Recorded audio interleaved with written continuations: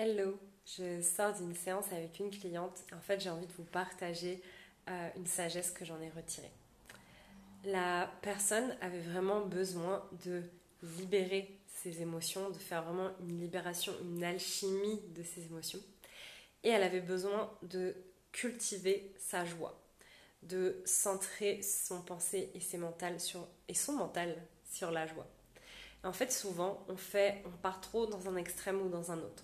Souvent, soit on dit, il faut que je pense positif, si je veux manifester ma réalité, il faut que je pense positif, non, non, non.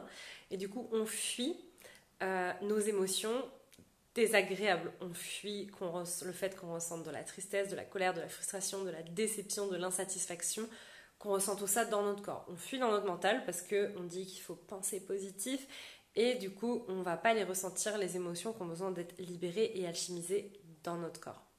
Soit on est trop aux prises avec justement nos émotions et on tombe des fois voilà, peut-être dans un état soit de victimisation ou peut-être que dépression c'est un peu fort comme mot, mais voilà, quelque chose qui nous tire vraiment vers le bas.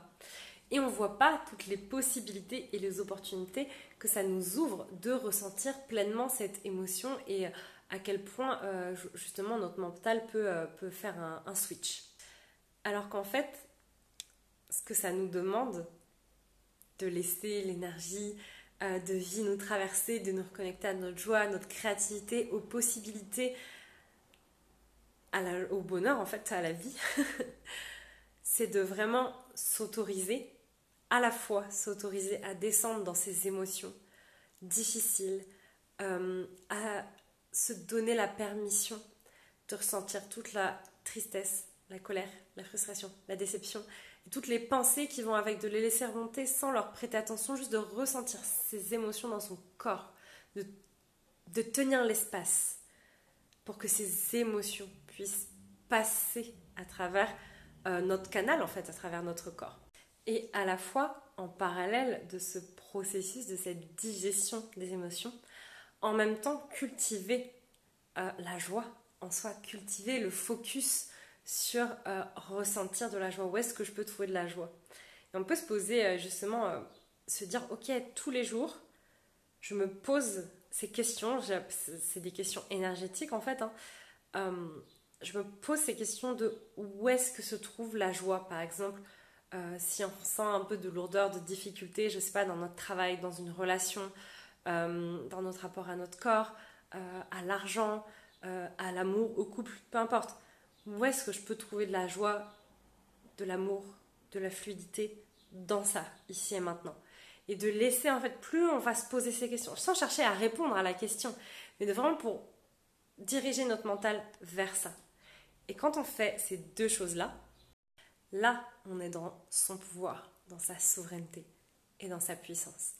À la fois libérer, accueillir, vivre, alchimiser nos émotions, sans les renier, sans les juger, et en même temps cultiver cet état d'esprit qui ouvre des portes, qui ouvre des possibilités, qui se focus sur la joie sans se dire qu'on doit avoir des pensées positives, nanani nanana, mais juste de poser la question, de se dire ok, où est-ce que là la joie, l'amour, l'abondance se trouve? Et souvent dans nos relations, on va faire pareil. Soit on va pas du tout écouter nos émotions, la guidance de notre corps, notre intuition.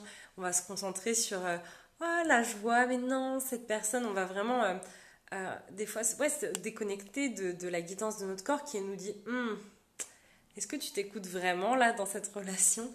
Est-ce que tu as vraiment posé tes limites? Et on va être dans notre mental là qui fabule.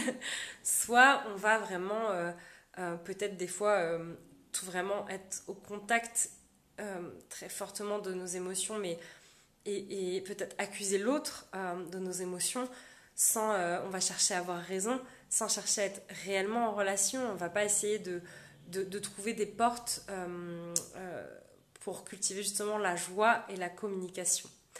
Donc je vous invite vraiment à faire ça, cultiver la joie et vivre vos émotions.